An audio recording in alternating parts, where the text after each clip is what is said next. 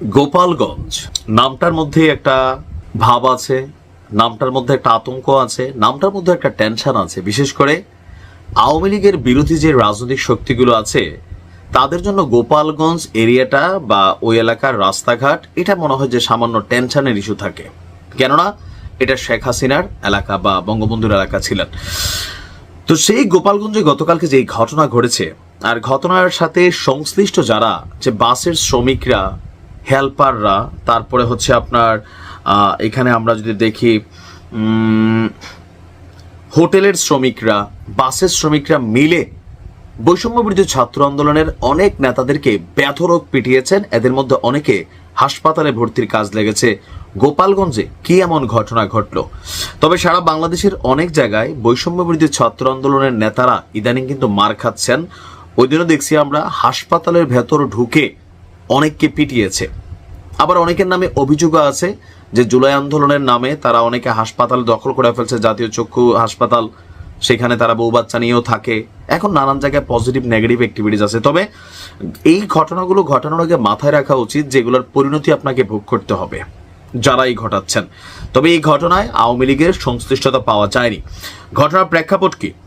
মাদারীপুরের জুলাই গণঅভ্যুত্থানে শহীদ এবং আহত শিক্ষার্থীদের বাড়িতে মৌসুমি ফল বিতরণ দিয়ে শেষ করে তারপর হচ্ছে যে বাড়ির দিকে ফিরছিল বৈষম্য বিরোধী আন্দোলনের আপনার কয়েকজন নেতাকর্মীরা। রাত 8টার দিকে গোপালগঞ্জের মুকসুদপুর উপজেলার চর প্রসন্নদী গ্রামের বরিশাল গেটওয়ে হোটেলে ঘটেছে এই চাঞ্চল্যকর ঘটনা।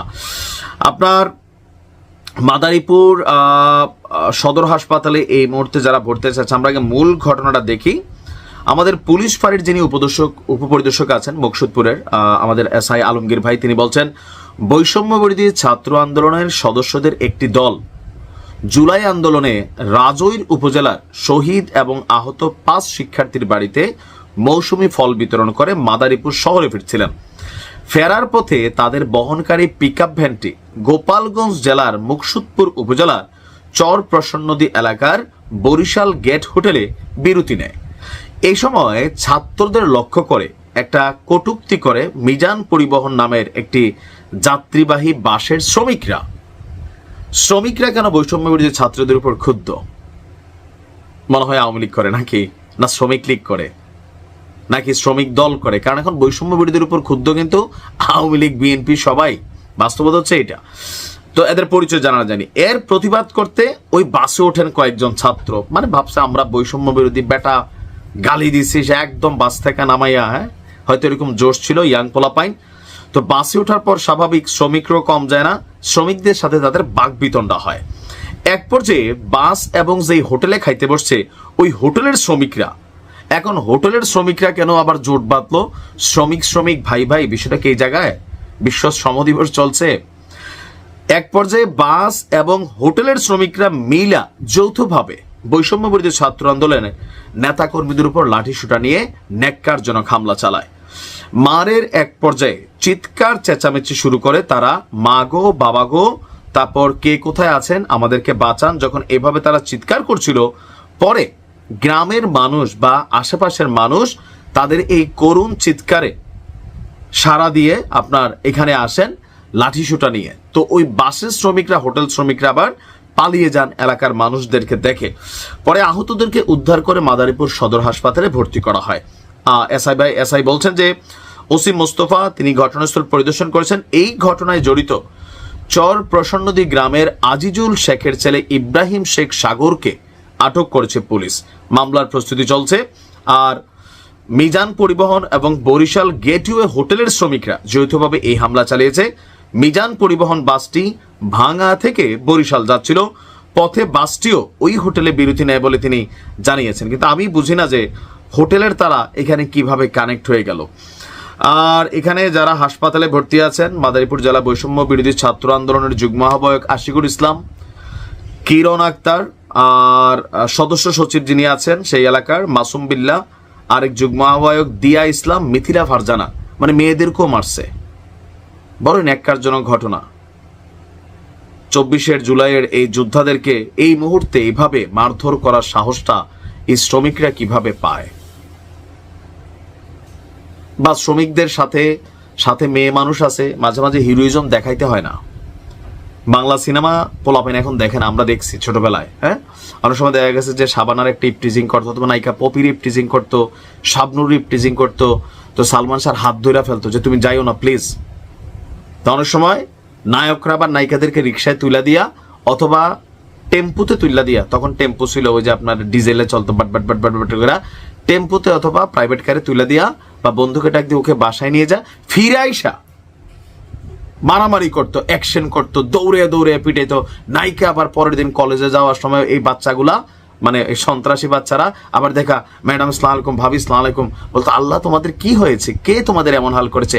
আকাশ, নায়কের নাম বেশিরভাগ সময় আকাশ থাকতো। গুন্ডার আবার স্বীকারোক্তি দিত না, আবার এসব মা বোন টুয়ে মাফ চাইতো। সিনেমা দেখা দরকার, জীবনমুখী সিনেমা। এখনকার সিনেমায় কি চলে এগুলা দেখা শিখবে কি?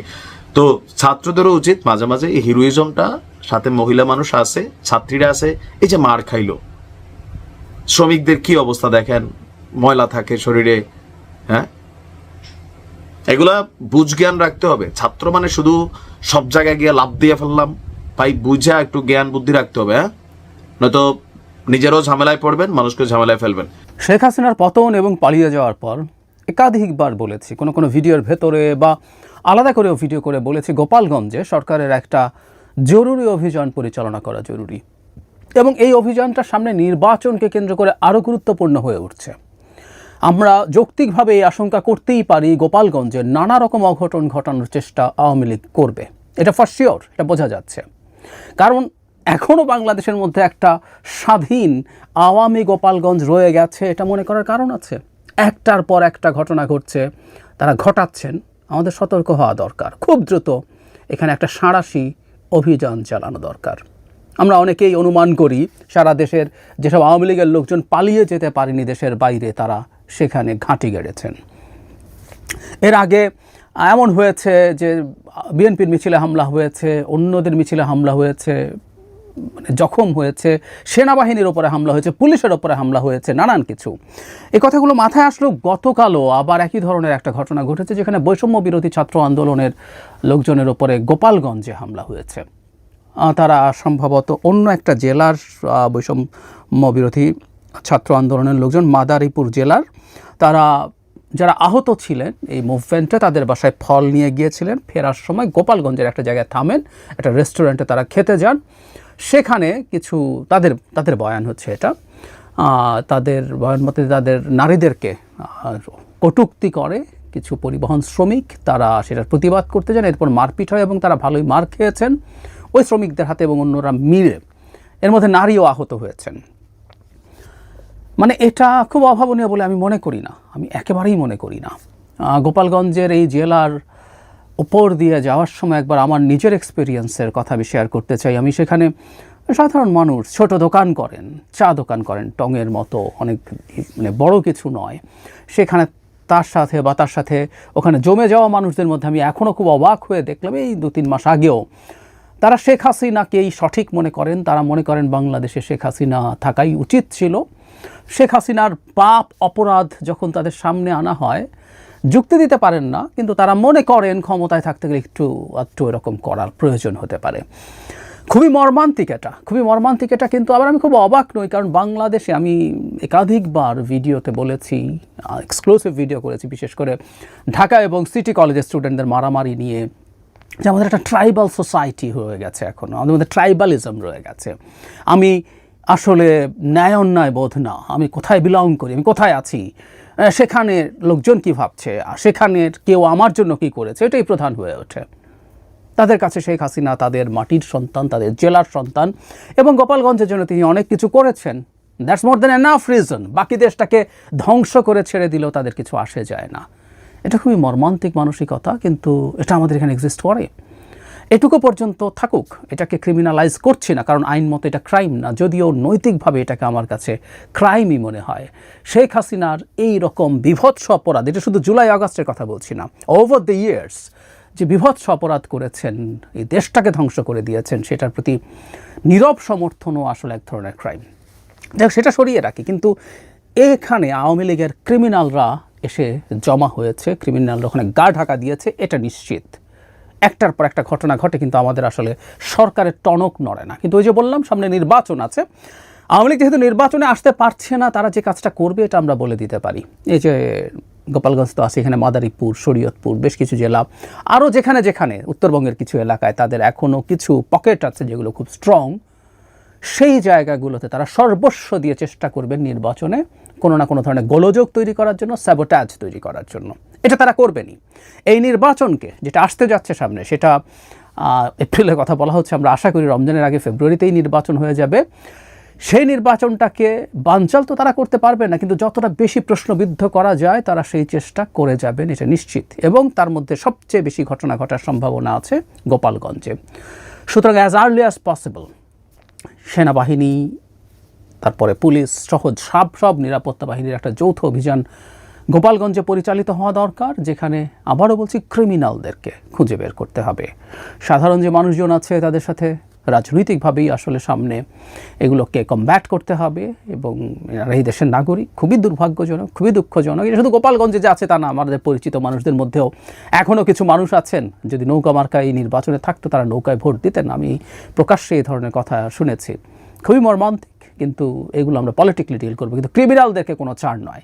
এই একটা মেসেজ আসলে গোপালগঞ্জের লোকজন এবং গোপালগঞ্জে পালিয়ে থাকা লোকজনকে দিতে হবে।